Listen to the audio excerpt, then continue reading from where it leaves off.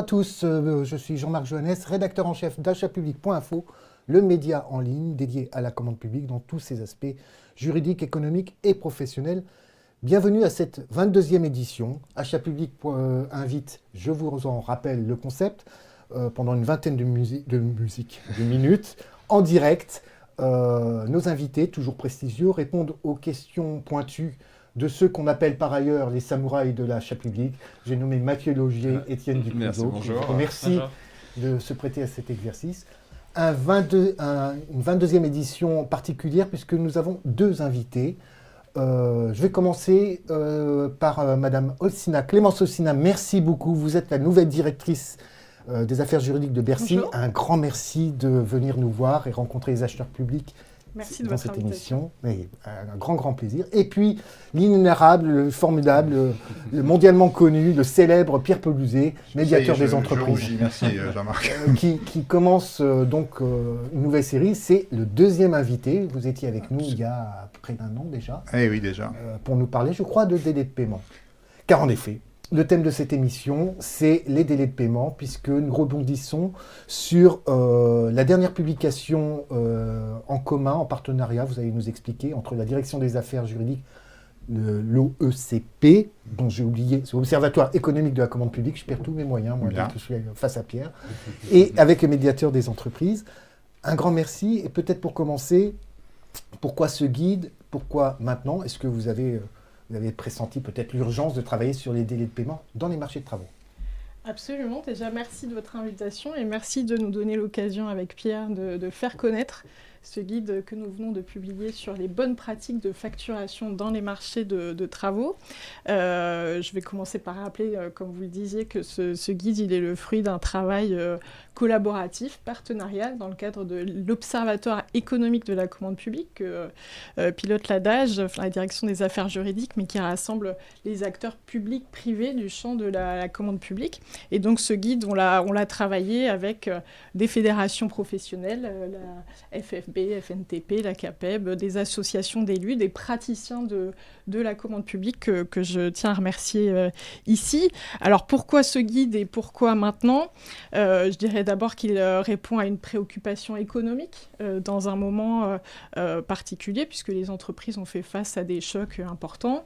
Il y a eu la crise sanitaire, puis des tensions inflationnistes fortes sur les matières premières, et donc elles sont tout particulièrement attentives au sujet des délais de paiement pour plusieurs raisons, mais le sujet qu'on aborde ici au travers de ce guide, ce sont les délais qui sont liés à une mauvaise connaissance des règles, des circuits de facturation et à des pratiques qui peuvent être améliorées dans ce domaine. Et l'autre enjeu, c'est un terme important pour le nouveau gouvernement en particulier, c'est celui de la simplification. Vous savez que le gouvernement porte un agenda ambitieux dans ce domaine et précisément le délai de paiement, c'est un des éléments de complexité dans le champ de la commande publique qui explique trop souvent que certains acteurs renoncent à se lancer dans la commande publique. Et donc, travailler sur ce sujet des délais de paiement et des pratiques dans ce domaine, c'est aussi répondre à cette ambition de simplification. Et les acheteurs publics français, est-ce qu'ils sont vraiment si mauvais payeurs qu'on pourrait le penser, notamment par rapport aux autres acheteurs publics européens ou par rapport aux acheteurs privés? Alors, je Pierre peux va être dire intéressable sur les délais de paiement, Jean-Marc l'a rappelé, mais les acheteurs publics, d'ailleurs, comme les acheteurs privés en France, on a une spécificité, on est un peu au milieu. C'est-à-dire, quand on regarde toutes les études internationales, que ce soit dans l'Observatoire des délais de paiement, que ce soit la Commission européenne, on se rend compte qu'il y a vraiment les pays du Nord, les pays du Sud, les pays du Nord qui payent bien, alors l'Allemagne, la Hollande, tout ça, il y a des retards de paiement qui sont de quelques jours. Les pays du Sud où c'est terrible, l'Italie, l'Espagne, où on a des retards de paiement qui dépassent parfois les 50-100 jours. Et puis au milieu, il y a la France. Donc, on un est peu ni comme au nord, toujours. ni au sud. Exactement. Fidèle à notre tradition, à notre positionnement géographique, on est entre les deux. Mais ce qui est terrible, parce qu'en gros, un fournisseur d'acteurs publics ou d'acteurs privés, quand il a une facture, il sait qu'il a une chance sur deux d'être payé à l'heure. Alors faire un projet de trésorerie et suivre sa trésorerie quand on a une chance sur deux d'être payé à l'heure, c'est terrible. D'où l'intérêt, d'où l'importance, d'où le poids qu'on met sur les retards de paiement. Un, parce que ça met les entreprises en danger, et deux, parce que ça crée une insécurité terrible pour les chefs d'entreprise. Et est-ce que vous voyez des décalages entre les grandes collectivités, les petites collectivités, voire l'État sur le paiement? Alors sur le monde public, l'Observatoire fait un zoom, évidemment. En règle générale, mais c'est vraiment une règle générale avec des exceptions. Plus on est gros, plus on paye mal. Alors il y a des exceptions. L'État est une exception. L'État qui était historiquement un mauvais payeur. Moi, je me rappelle, il y a quelques années, je commence à avoir quelques cheveux gris, donc je peux remonter l'histoire, notamment quand on avait lancé Chorus Pro, enfin on avait eu des retards de paiement de l'État qui avaient été assez catastrophiques. Tout ça a été résorbé et l'État est vraiment, quand on regarde les chiffres de l'Observatoire, parmi les meilleurs payeurs aujourd'hui. En revanche, le monde général de l'achat public, encore une fois, la règle de plus je suis gros, plus je paye mal, s'applique plutôt bien, avec encore une fois des exceptions. Il y a des grands acteurs qui payent bien, mais quand même, c'est plutôt les petits qui payent mieux que les grands. Et ça, c'est dommage parce que les grands, ils ont un gros volume d'achat, donc ce serait bien qu'ils payent de mieux en mieux. Et justement, alors, quelles sont les causes qui justifient ces retards de paiement? Alors, les causes sont multiples, comme toujours. Il y a des causes réelles financières, c'est-à-dire qu'on sait qu'il y a certains acteurs qui sont en difficulté financière. Je pense par exemple à l'outre-mer, où on sait qu'il y a des acteurs, des métropoles qui sont en grande difficulté financière. Le monde hospitalier, par certains côtés aussi, parfois a des tensions. Mais après, il y a aussi, et il y en a beaucoup, des causes opérationnelles. Et c'est là-dessus surtout qu'on a voulu insister. C'est-à-dire c'est terrible de se dire qu'on est mal payé, non pas parce qu'il y a un problème de trésorerie ou parce qu'on n'a pas fait le travail qu'il fallait, mais simplement parce que le processus n'est pas compris ou par une partie ou par l'autre, mal mis en œuvre, mal utilisé. Et c'est tout le travail qu'on a voulu faire dans un cadre en particulier des travaux publics, où là, ce n'est pas deux acteurs, un client et un vendeur, c'est trois acteurs. Une maîtrise d'ouvrage, une maîtrise d'œuvre et un fournisseur. Ce qui crée une complexité supplémentaire et qui nous amène à proposer des bonnes pratiques, justement, qui permettent de décomplexifier ou de mieux faire comprendre la manière de fonctionner dans ce triangle qui n'est pas toujours magique, mais qui est un triangle à bien comprendre, à bien maîtriser si on veut se faire payer en temps et en heure. Et est-ce que vous voyez des différences entre une opération qui est allotie et une opération globale sur ce point-là ou... Non, l'allotissement est d'abord une bonne chose, parce qu'elle permet d'avoir des plus petits acteurs qui répondent à des marchés publics. On sait que c'est un des objectifs, de ne pas avoir uniquement les grands qui puissent se positionner, mais faire travailler le tissu de PME. Mais la complexité joue aussi bien quand il y a des marchés allotis que quand il y a des marchés qui ne le sont pas. Après, ce qu'on a voulu, c'est mettre en avant ces bonnes pratiques. Par exemple, bien préciser dès le départ le circuit de facturation, comment ça marche, qui doit faire quoi, à quel moment. Insérer dans les... Je lis parce qu'on a mis des bonnes pratiques et je ne veux pas les oublier. Insérer dans les marchés publics de maîtrise d'œuvre une clause relative au délai de vérification des demandes. On sait bien que voilà, c'est le maître d'œuvre qui va vérifier la demande et qui va approuver la facture. Ou pas, d'ailleurs. Et peut l'approuver complètement ou en partie. Et ensuite, bien sûr, si on n'est pas d'accord, penser à la médiation ou à d'autres formes de règlement à l'amiable des litiges. Tout ça, c'est dans ce guide et tout ça, c'est ce qu'on voudrait partager à la fois avec les acheteurs publics et à la fois avec leurs fournisseurs. Et la difficulté, en dehors de problèmes éventuels de trésorerie, c'est donc une difficulté essentiellement organisationnelle. C'est à un moment donné, c'est des processus de paiement qui sont, j'allais dire, kafkaïens. Kafkaïen, non. Je rappelle, alors là pour le coup, que c'est de l'argent public, c'est notre argent à tous, et il est normal qu'on ne dépense pas cet argent n'importe comment. C'est-à-dire qu'on vérifie que le service ou le bien a bien été livré en bonnes conditions, donc il faut qu'il y ait cette approbation, en l'occurrence là par le maître d'œuvre. Ensuite, que cette facture soit remontée et soit comparée au contrat pour voir si ça correspond bien en termes de prix et en termes de demande. Et ensuite, que le payeur public puisse payer sur les budgets de la collectivité ou de l'État qui est concerné. Donc, il y a des étapes incontournables. Encore une fois, pour bien vérifier, malheureusement, on sait qu'il peut y avoir des abus. Des gens qui facturent un peu n'importe quoi, n'importe comment. Il faut se protéger et protéger notre argent commun contre tous ces abus. En parallèle, ceci veut dire un certain nombre d'étapes incontournables. Et ça veut dire que si on ne les respecte pas, ça coince quelque part. Mais il faut les respecter et à la fois les accélérer. et les simplifier peut-être aussi, parce que il faut qu'au final le fournisseur soit payé en temps et en heure et puisse continuer à travailler pour l'acteur public et les acteurs privés par ailleurs, avec une trésorerie qui reste saine. Il y a comme un secteur qui est assez long à payer, sont les établissements de santé, les hôpitaux. Comment on peut expliquer cette situation assez préoccupante ? Je continue, Clémence, tu me dis quand tu... Mais sur cette question-là, je sens bien que tu préfères que je réponde. Le secteur hospitalier est un secteur particulier. C'est un secteur particulier parce qu'il a une ambition qui est la plus noble possible, qui est de sauver des vies, qui est d'aider des malades. Et donc, c'est vrai que c'est parfois compliqué. Et je le comprends bien pour un chef d'établissement, pour un médecin, de devoir faire un choix entre est-ce que je peux engager cette dépense et sauver une vie, ou est-ce que mon budget ne me le permet pas et donc je vais devoir attendre. Voilà, il y a parfois, là pour le coup, des dilemmes kafkaïens et on peut les comprendre. Ceci étant, j'étais il y a quelques semaines dans une conférence où il y avait, je crois, 300 acteurs du monde de la santé et je leur ai rappelé que oui, leur mission c'était de sauver des vies, mais qu'il fallait qu'ils fassent attention de ne pas être en contradiction avec eux-mêmes et en voulant sauver des vies, mettre en danger, alors peut-être pas des vies, mais des entreprises. Et dans les entreprises, il y a des gens qui eux aussi ont une vie et si on les paye en retard, eh ben on se retrouve à mettre des gens en difficulté. Donc il y a cet équilibre permanent. Je pense que les choses progressent. On voit des centres hospitaliers qui progressent, qui mettent de plus en plus de rigueur dans leur façon de faire. J'espère que ça va continuer et que le monde de l'hôpital paiera de mieux en mieux dans le futur. Alors, sans dévoiler un secret, on ne dévoile jamais nos articles. On a lancé une enquête sur achatpublic.info. On est allé interviewer, c'est notre camarade Jean-François Aubry qui a mené cette enquête auprès d'acheteurs hospitaliers. Et il parle sous anonymat en disant on n'a pas les sous pour payer. C'est quand même assez embêtant d'en arriver à se dire il y en a un qui dit j'ose plus sortir, j'ai peur de rencontrer un de mes fournisseurs. C'est quand même une situation hyper compliquée. Qui appelle une réponse en disant on fait ce qu'on peut. Mais qui est en fait ce que j'ai dit tout à l'heure. Effectivement, il y a ce dilemme permanent. Et encore une fois, on peut comprendre le dilemme. À nous tous de travailler ensemble. Et je pense qu'il y a un vrai travail qui est en cours là-dessus pour essayer d'améliorer malgré tout et de faire en sorte qu'il y ait de moins en moins de retard de paiement tout en continuant à remplir ce rôle fondamental qui est d'aider la population à être dans la meilleure santé possible. Là, au mois de décembre en 2023, il y a eu un rapport de la Cour européenne, la Cour des comptes européenne, qui a mis en avant qu'il y avait une chute de concurrence dans les marchés publics.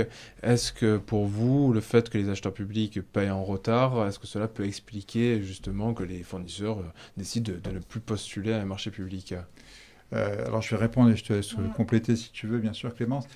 Ça fait partie des enjeux. Ceci étant, je vais revenir sur quelque chose que vous avez dit. Les acheteurs publics ne payent pas plus mal que les acheteurs privés. Hein, on a dit qu'il y avait un retard de paiement, mais le retard de paiement général est le même entre le public et le privé. Donc cette image qu'on avait de l'acheteur public, qui est vraiment le pire payeur du monde, et peut-être caricaturalement de l'acteur privé qui payait bien, quand on regarde les travaux de l'Observatoire des délais de paiement, malheureusement c'est pareil. Il y a quand même une différence, c'est que l'acheteur public, son terrain de base, c'est 30 jours.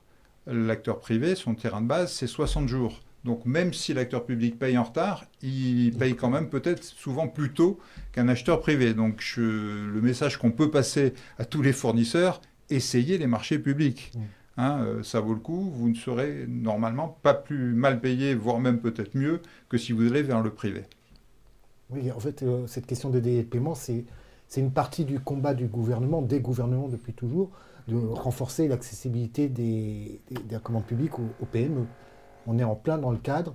On passe sur l'idée les marchés sont attribués par avance, ces espèces de fariboles, images d'Épinal stupides, mais c'est vraiment un enjeu d'accès à la commande publique à renforcer. Absolument, et c'est l'objet de ce guide aussi, de simplifier la vie des deux parties, de donner les clés pour les fournisseurs sur l'utilisation des processus de paiement qui leur permettent de se faire payer en temps et en heure par l'acteur public. Alors, il y a un projet de règlement européen en cours qui est en cours d'examen. C'est un projet de règlement, oui, sur les délais de paiement, et il voudrait uniformiser tous les délais de paiement à 30 jours. Donc ça veut dire que pour nous, nos acheteurs publics qui sont déjà rodés, il n'y a pas de difficulté. Comment vous voyez ça? Est-ce que vous êtes consulté sur ce projet de règlement? Comment ça fonctionne? Oui, alors absolument. Ce projet de règlement il a été mis sur la table par la Commission européenne à l'automne dernier.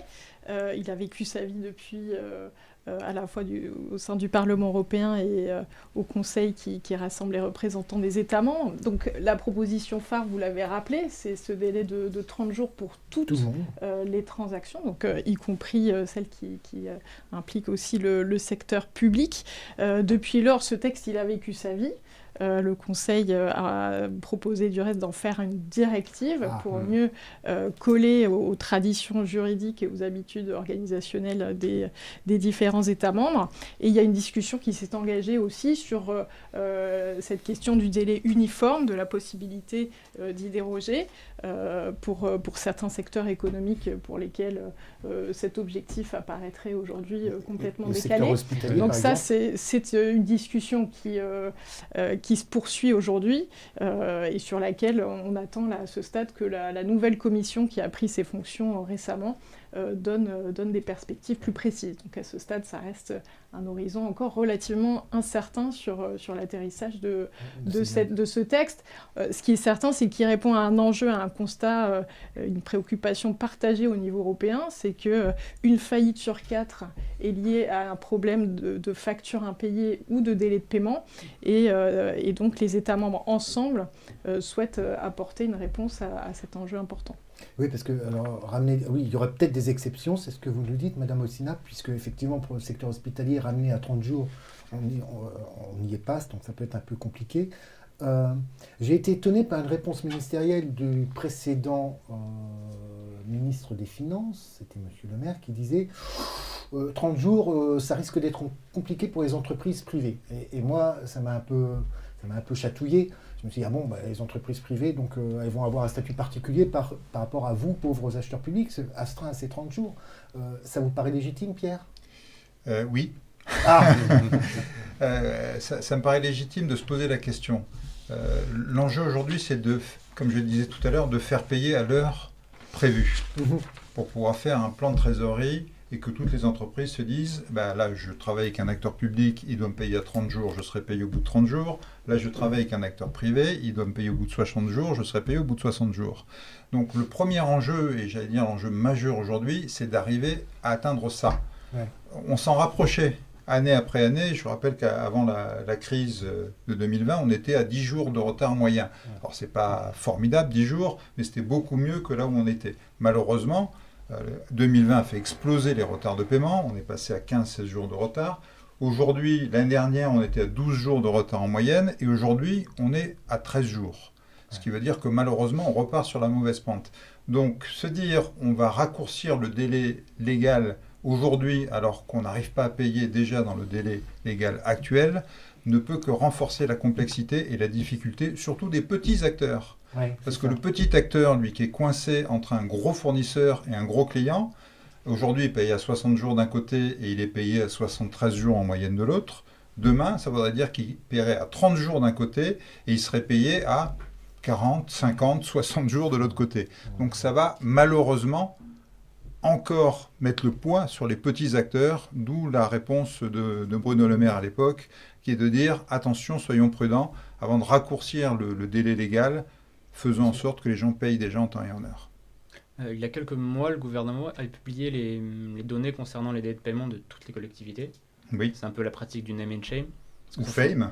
Ou fame. Est-ce que ça fonctionne Puisqu'il y en a qui payent bien. Les journalistes retiennent toujours. Mais oui, c'est pour ça que je me permets de préciser. Donc ça fonctionne, ce name and shame ou name and fame. Ça fait partie des outils. Hein. C'est quelque chose qu'on avait mis en place il y a quelques années.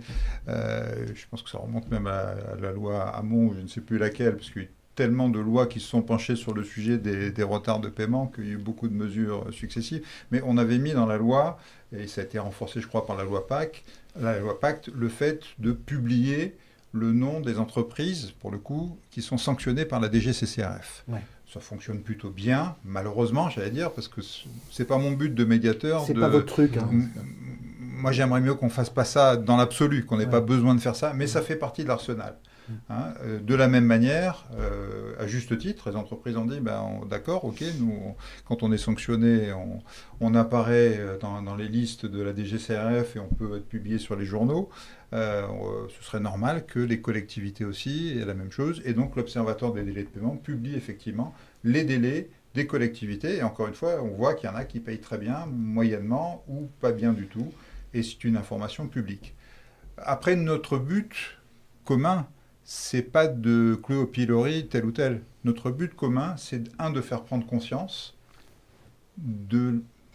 des conséquences que ça peut avoir sur les fournisseurs, et de trouver tous les moyens, tous les outils, toutes les méthodes, tous les livres, tous les guides, pour faire en sorte que quand on veut bien payer, j'espère que l'immense majorité des gens veulent bien payer, on y arrive, et quand on veut être bien payé, on fasse tout ce qu'il faut pour être bien payé. Donc on est plutôt dans la pédagogie, dans le changement de culture, dans le changement d'utilisation des outils, plutôt que dans la sanction et dans le name and shame, comme vous le disiez tout à l'heure, mais j'allais dire, chacun son rôle, et c'est bien aussi qu'il y ait un éventail de solutions pour lutter contre ce fléau quand même national. Et est-ce que selon vous, la nouvelle responsabilité ordonnateur comptable de l'ordonnance de mai 2022 applicable depuis le 1er janvier 2023, est-ce que pour vous, ça va inciter les acheteurs publics ou l'ordonnateur à reprendre des bonnes pratiques et de payer dans les temps? Comme vous l'avez vu, ça reste un aiguillon de toute façon, et avant même l'entrée en vigueur de ce nouveau régime unifié de responsabilité des ordonnateurs et des comptables, qui en tant que tel ne modifie pas lui-même les règles de délai de paiement qui étaient là et qui restent là. Ce qui est certain, c'est que c'est un impératif de bonne gestion publique qui est partagé entre les ordonnateurs et les comptables, qui en sont donc responsables collectivement.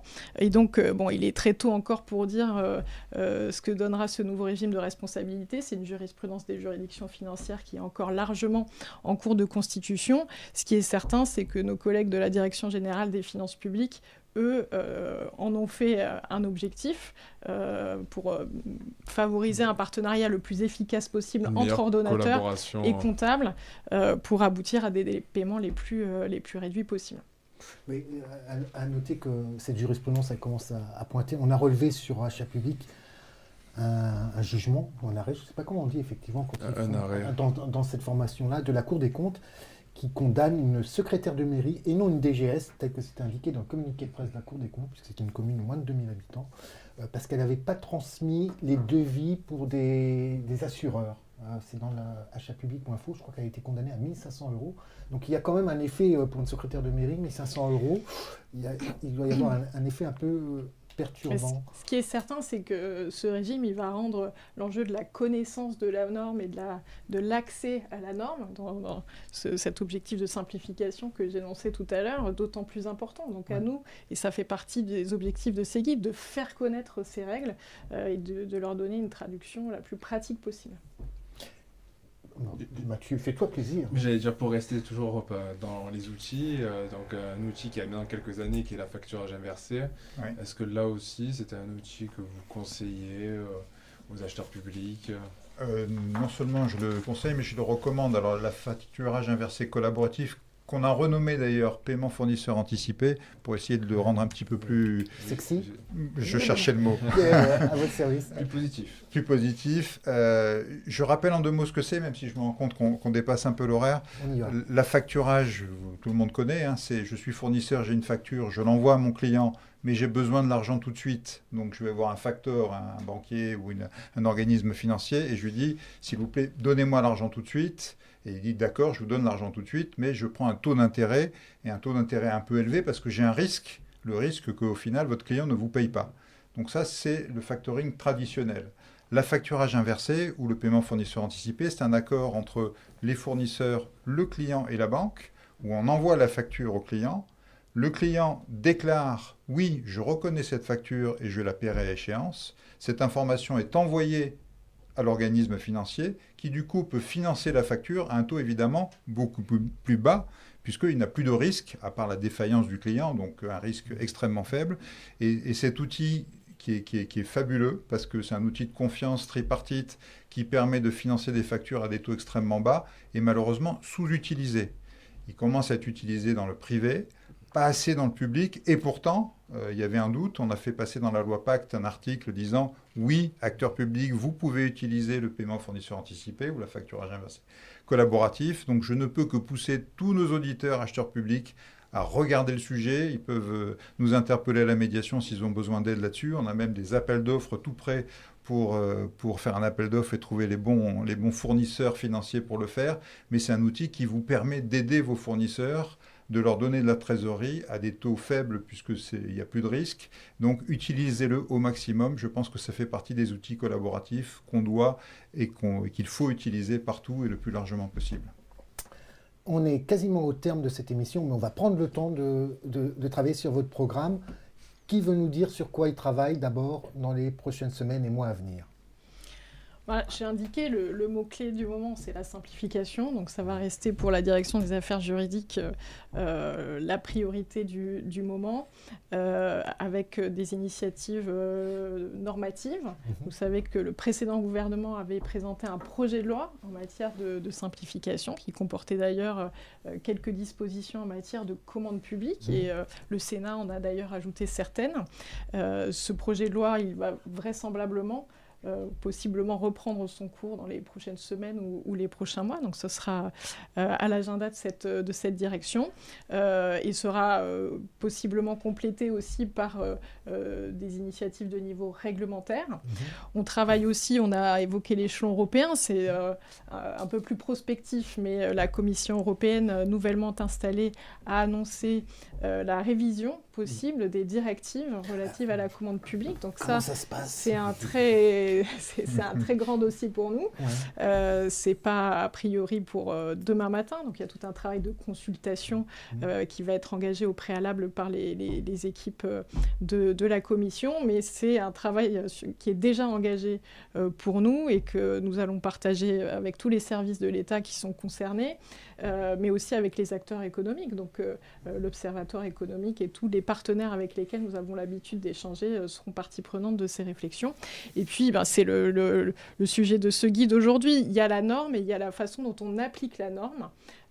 Et ça aussi, ça doit préoccuper, y compris les directions des affaires juridiques. C'est pour ça que j'étais très contente de venir aujourd'hui. Tout ce qui permettra de faciliter la compréhension du droit de la commande publique, de faciliter l'accès à la commande publique en pratique.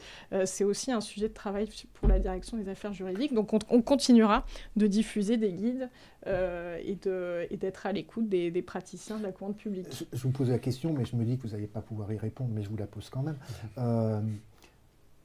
Ces projets directives, on vous consulte. Est-ce qu'il y a encore la volonté d'exporter le modèle français de commande publique en matière d'achat durable ? Est-ce que vous allez être entendu sur un besoin d'achat local qui remonte beaucoup, hein. Je pense qu'il n'y a aucun élu, aucune fédération, aucun syndicat, aucune association d'élus qui ne demande, même de façon sectorielle, d'avoir un peu des considérations locales dans l'achat public. Est-ce que vous allez pouvoir travailler sur l'exception alimentaire? Est-ce que c'est des sujets qui vous préoccupent? Vous pouvez me dire, je n'ai pas à vous répondre, Monsieur Joannes. Je peux tout à fait vous répondre et vous répondre par l'affirmative. Alors, est-ce qu'on sera entendu? On est même pas dans la négociation encore, mais en tout cas, pour moi, il y a 3 mots-clés dans ce projet. La simplification, j'en ai beaucoup parlé, parce qu'il y a un enjeu d'accès, y compris des petites et moyennes entreprises à la commande publique. Il y a l'enjeu du verdissement et de l'accompagnement des acheteurs dans leur stratégie de décarbonation. Donc ça, ce sera évidemment un enjeu de ce travail. Et puis, vous l'avez mentionné, alors au travers de l'achat local, mais les enjeux de résilience des chaînes d'approvisionnement, les enjeux de souveraineté économique à l'échelle européenne, ça fait partie évidemment des objectifs qu'a déjà porté le gouvernement au travers de certains textes sectoriels sous la mandature européenne passée et que nous continuerons à porter dans le cadre de ces négociations, bien sûr. Vous nous tiendrez au courant. Hein. Bien sûr. Pierre, le label, où on en est? Le label, oui, il fait partie des sujets, bien entendu. Nous, on va continuer à porter tous nos outils. La médiation, à commencer par celle-là. Je rappelle que 25% de nos médiations concernent les acteurs publics. Donc, n'hésitez pas, si vous êtes fournisseur, à nous saisir. Mais si vous êtes aussi un acteur public à nous saisir, je rappelle que les 2 parties peuvent nous saisir. On est rarement saisi par un acteur public et c'est dommage parce que quand il y a une difficulté, on parle de BTP notamment, quand il y a une difficulté sur une fin de chantier qui se passe mal ou autre, les 2 parties peuvent nous saisir et souvent ça se résout très bien en médiation. Donc continuez à faire connaître, à développer notre outil de médiation qui a connu une croissance spectaculaire au cours des années. Malgré tout, je pense qu'il y a encore énormément de sujets qui pourraient être traités en médiation et qui ne le sont pas, donc c'est dommage. effectivement, Jean-Marc, l'achat responsable, Ouais. notre charte, notre parcours national des achats responsables qui vous amène jusqu'au label Relations fournisseurs et achats responsables. Là aussi, on a connu une accélération forte. Il y a eu un avant et un après crise Covid. Ouais. Je rappelle on a 2500 signataires de la charte aujourd'hui, et on en voit presque tous les jours. Et sur le label, qui est quand même pas facile à obtenir, on en avait 50 en 2019, on en a plus de 100 aujourd'hui. Ouais. Donc il y a eu une prise de conscience en 2020 quand même qu'il fallait agir un peu différemment et que la responsabilité, ça voulait dire quelque chose, et qu'obtenir ce label qui est à la fois exigeant mais qui donne un cadre de travail compatible, je le dis pour tous les experts d'achat public, avec le SPASER, compatible avec aussi toutes les directives de l'ONU, hein, les fameuses ODD. Enfin voilà, évidemment, avoir le label, ça vous permet de répondre à tout ça. Donc allez aussi vers l'achat responsable. On va continuer à travailler là-dessus, à le développer. Et là, pareil, n'hésitez pas à aller sur le site médiateurdesentreprises.fr pour tout connaître sur ce parcours, ou nous écrire pour qu'on vous aide là-dessus. Et puis la simplification, bien sûr. Nous aussi, on a notamment un article qui concerne la médiation dans le projet qui sera voté dans quelques jours par le Sénat, pour élargir le champ de la médiation, et qu'il y ait de plus en plus de médiation entre les acteurs privés et les acteurs publics. Vaste programme. Absolument. Je vous remercie sincèrement, Pierre, Madame Ossina, d'être venue. Je vais rentrer dans la séquence quelques messages d'information rapides. Nous devrions, notamment avec les samouraïs de l'achat public, nous retrouver le 14 novembre pour un achat public invite pré-congrès des maires et salon des maires avec Sébastien Topiac, où on va parler probablement achat local. Nous vous invitons également à la fausse semaine des marchés publics qui commence par une conférence que malheureusement pour achatpublic.com, ils nous en sont chargés d'animer, hein, tant pis pour eux, on les avait prévenus, qui aura lieu le 25 novembre à Paris, et nous espérons compter la DAJ avec nous pour faire un bilan d'étape sur ces travaux. Et puis, pour ceux qui veulent faire valoir ces acheteurs publics, qui veulent faire valoir leurs achats responsables, durables, magnifiques, etc., vous avez encore 5-6 heures pour candidater au trophée de la commande publique. Faut aller vite, alors. Faut aller vite. Mais à cœur vaillant, rien d'impossible. Voilà, je vous remercie toutes et tous de nous avoir suivis. Madame Ossina, Monsieur Paulouzet, un grand merci. Merci à vous. Étienne, Mathieu, bonne nuit. Je vous souhaite un excellent week-end. Un excellent week-end et de très beaux achats publics. Merci à tous et à très bientôt.